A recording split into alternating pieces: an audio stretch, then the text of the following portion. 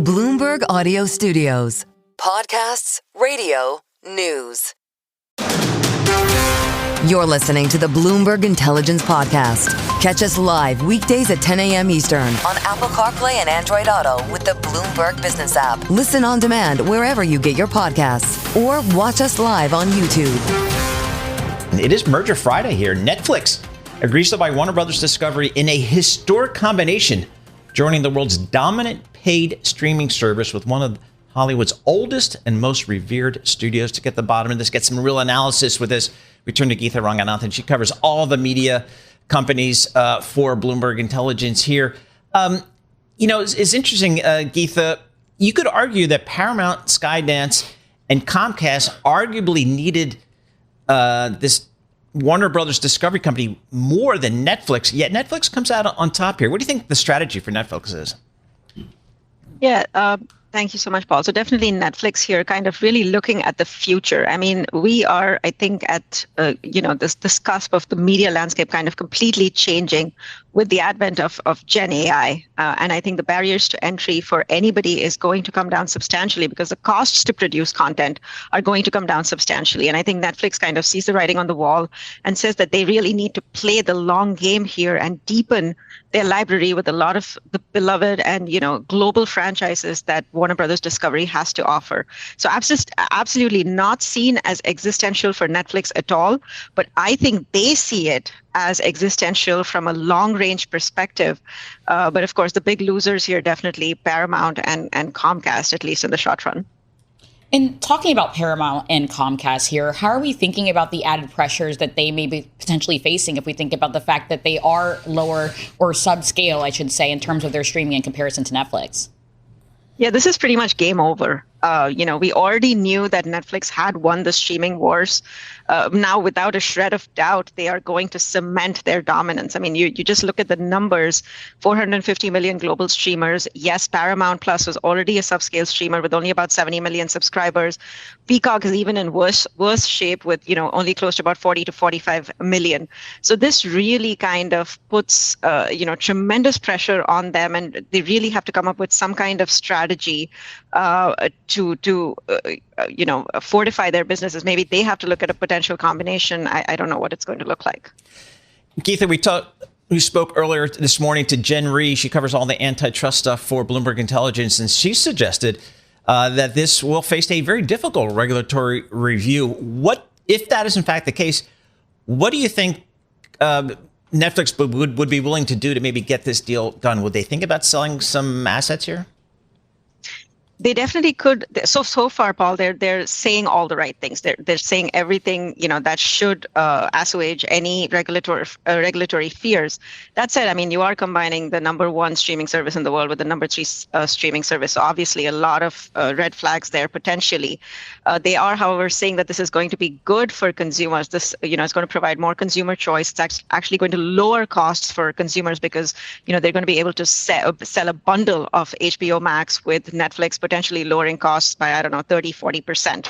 So that's one thing they're saying. The second thing where there was obviously a lot of concern, and not just from regulators, but also from Hollywood content and Hollywood moguls, would be that, Netflix has typically been very anti-theatrical. So they talk always about day and date releases, how, movies should be released directly to streaming. And so obviously there's been a lot of backlash from the exhibitors, from the theater, from the, creative community. But Netflix, again, kind of placating everybody, saying that they are going to continue the Warner theatrical strategy by continuing to release those 15, 20 movies year after year in the theaters.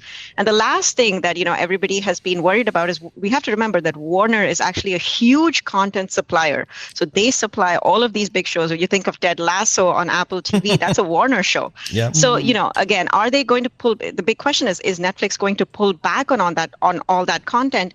And just this morning, Ted Sarandos said on the call that no, we're not. Warner Studio is going to continue to do whatever it has been doing. But again, not really sure how that's going to work for Netflix if they, just continue to do that. But so far, they're saying all the right things from, a regulatory standpoint. So from a consumer experience standpoint here, if it's Netflix and they've got Warner Brothers Discovery here, we're thinking about HBO Max and things of that sort. Essentially, are you going to maybe see some sort of merger of experience when you go onto Netflix? You're also accessing HBO, or will it be more of a bundle mindset here?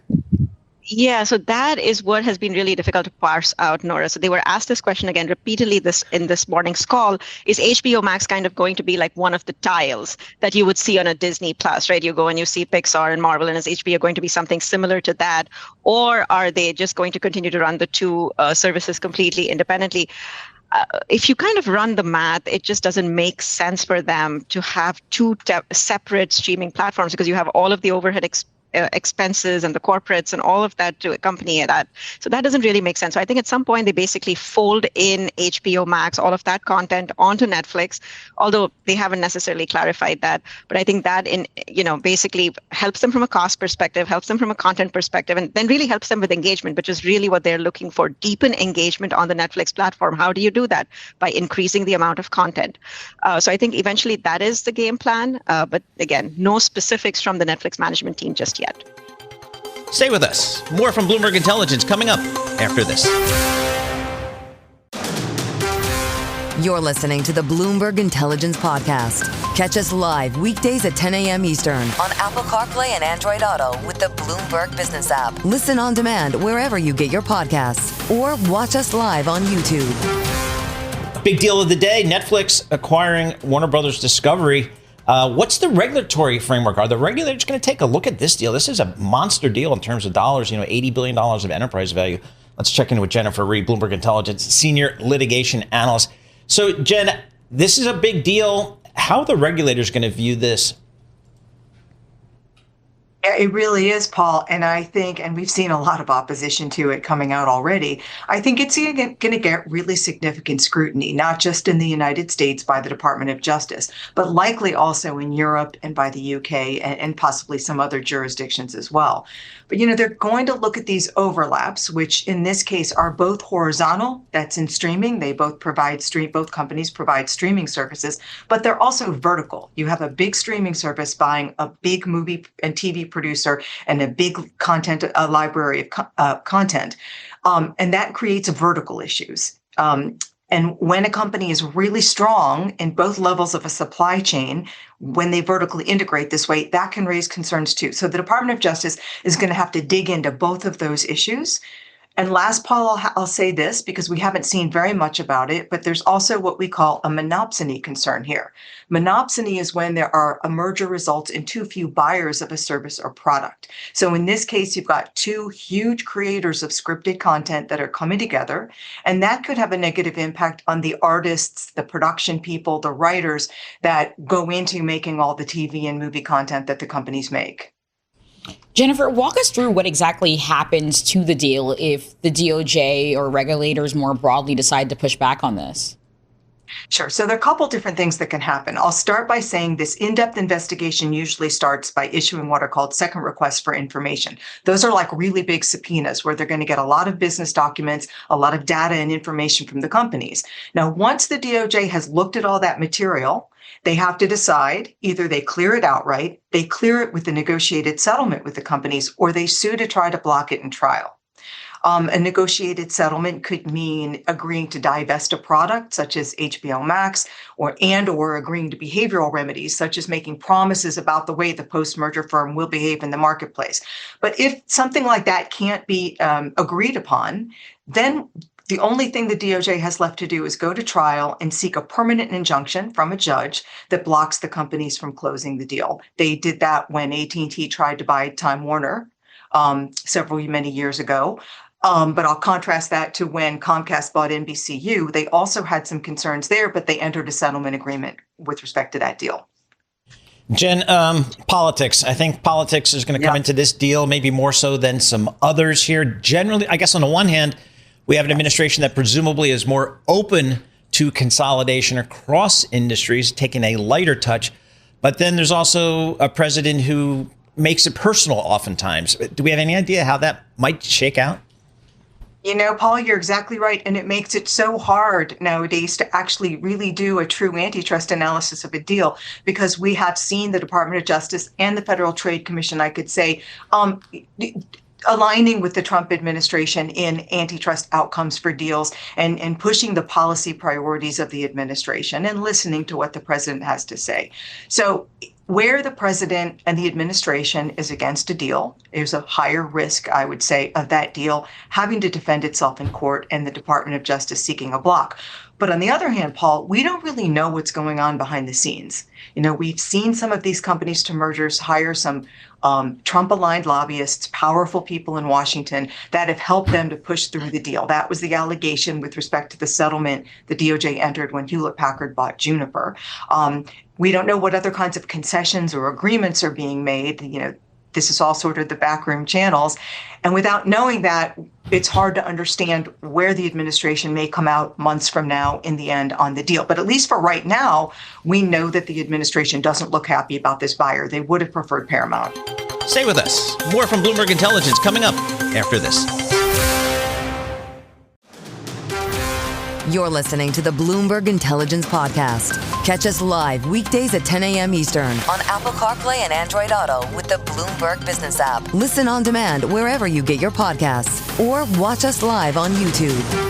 We did get some earnings out of Hewlett Packard Enterprise, that's ticker HPE. We did see that this essentially disappointed what investors were looking for here. We did see the company gave an outlook for sales in the current quarter that fell short of the high expectations, particularly for its AI server business. And we've got the best person to help us break this down. We're looking at, we're going to be chatting with Bloomberg Intelligence Senior Tech Analyst Jin Ho. He's coming to us out of Princeton, New Jersey. Tell us a little bit about what you took away from this earnings report. Yeah, thanks for having me. So I actually liked it.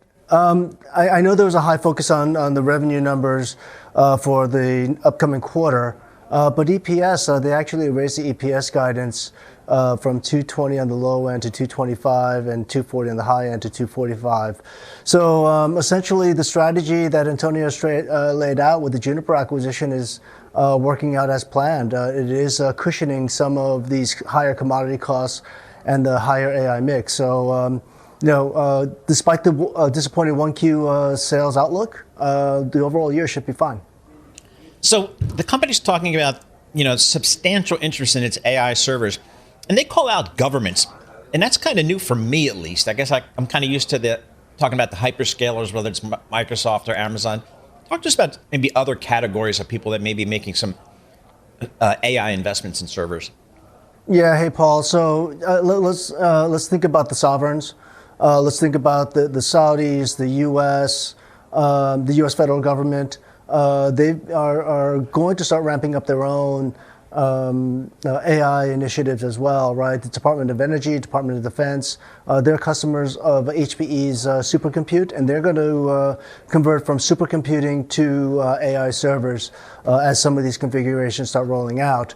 They already, HPE already has some agreements with the Saudis, but and that's one of the issues with HPE's outlook. It's more on the timing of when these deals start flowing through.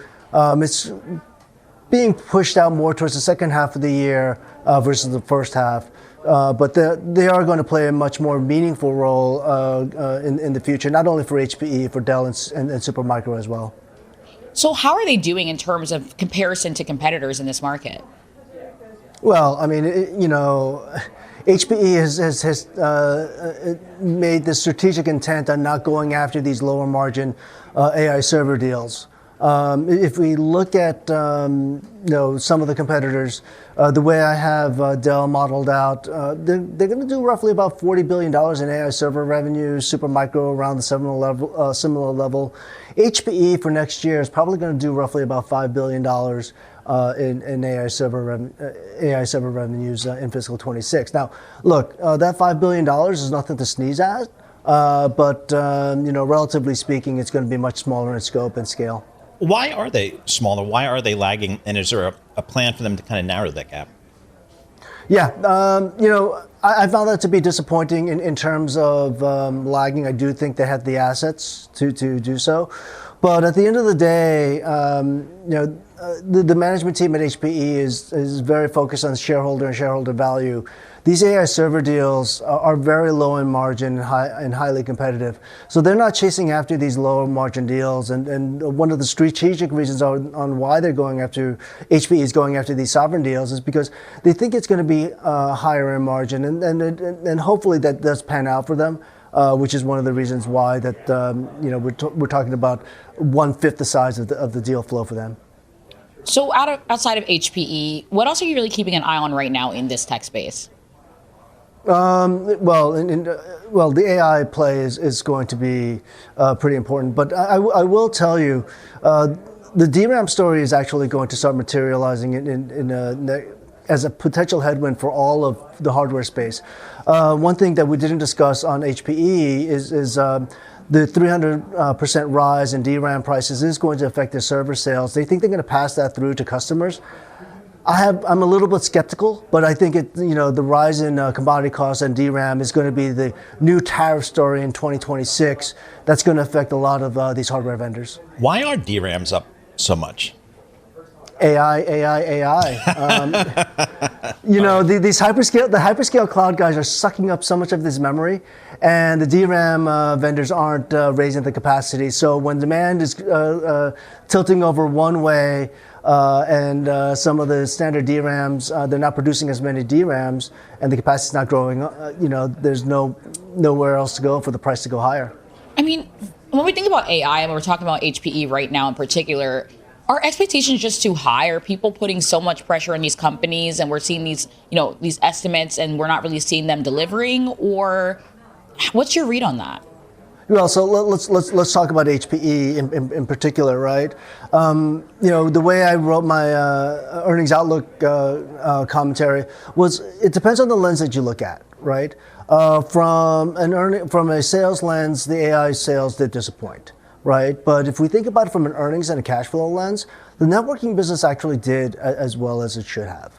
And it's doing the work that it's supposed to be doing in terms of cushioning some of the lower margin business. And quite frankly, I still think that there's potential for earnings upside if networking execution strengthens going into the rest of the year. Stay with us. More from Bloomberg Intelligence coming up after this. You're listening to the Bloomberg Intelligence Podcast. Catch us live weekdays at 10 a.m. Eastern on Apple CarPlay and Android Auto with the Bloomberg Business app. Listen on demand wherever you get your podcasts or watch us live on YouTube. Let's switch gears and dig a bit into the industrial space. I mean, just last month, we had fears of a government shutdown continuing, and we saw it was the longest government shutdown in U.S. history. But this did drag on a lot of the major airlines. And we have a wonderful person to discuss this here with us today, George Ferguson. Of course, he's Bloomberg Intelligence Senior Aerospace Defense and Airlines Analyst. And we want to chat a bit about what's going on in terms of Southwest earnings and how government shutdown actually weighed potentially on this company here. George, what is your takeaway here from what we're hearing from Southwest? Yeah, I mean, it was a little bit more than we expected. I think the impact was about $200 million on the quarter. It was in line with what Delta Airlines had reported. We thought, perhaps Southwest a little bit less impacted as they're not as heavily into the sort of the high volume airports. And actually I think I was a bit surprised as well that they talked about the booking curve. We think most people typically book well before the holiday season. So we wouldn't have expected their booking curve to be as impacted. But I mean, again, I think it's, largely in line with what we expected. A couple $100 million hit. I don't think it's not going to be terrible. Stock is up 4.6% today, 52-week high for Southwest Airlines.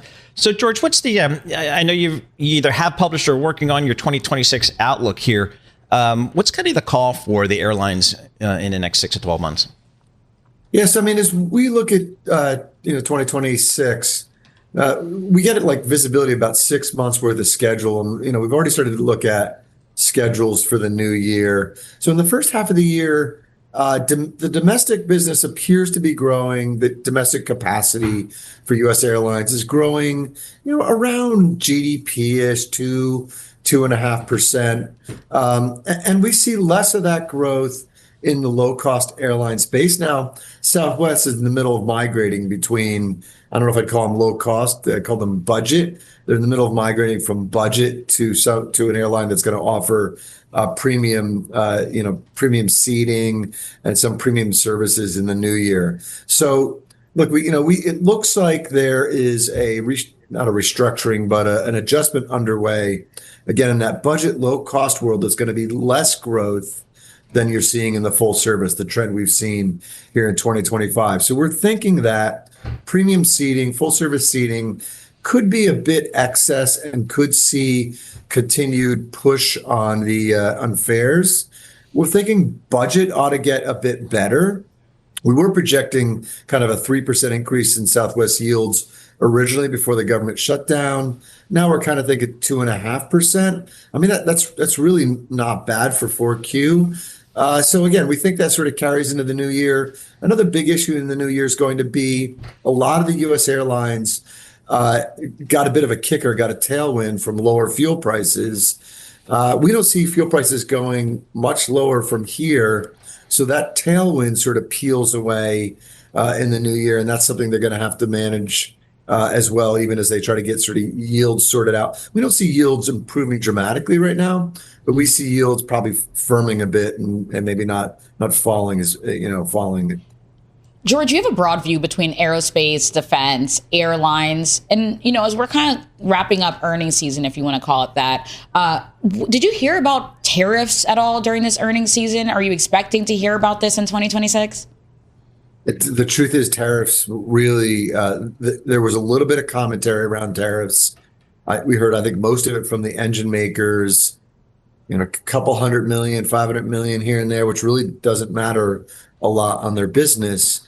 So largely tariffs look to have been, sort of, I don't know if they were sidestepped, but avoided by the aerospace supply chain.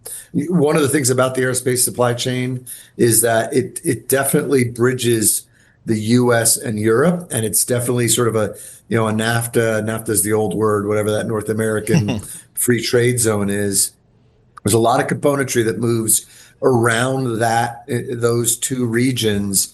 And so it's going to be, I think, in everyone's best interest to keep tariffs off of aerospace. So, I think some of that had to play, obviously, with the European agreements. In North America, we've seen some give and take, right, as Trump got mad at Canada here and there and decided he was going to put some tariffs on them. But again, largely it's been sidestepped. The biggest problem was, I think, Brazil, and recently we've seen the Canadian issue, but I think it's going to go away. I don't think it's going to be a big issue. This is the Bloomberg Intelligence Podcast, available on Apple, Spotify, and anywhere else you get your podcasts. Listen live each weekday, 10 a.m. to noon Eastern on Bloomberg.com, the iHeartRadio app, TuneIn, and the Bloomberg Business app. You can also watch us live every weekday on YouTube and always on the Bloomberg Terminal.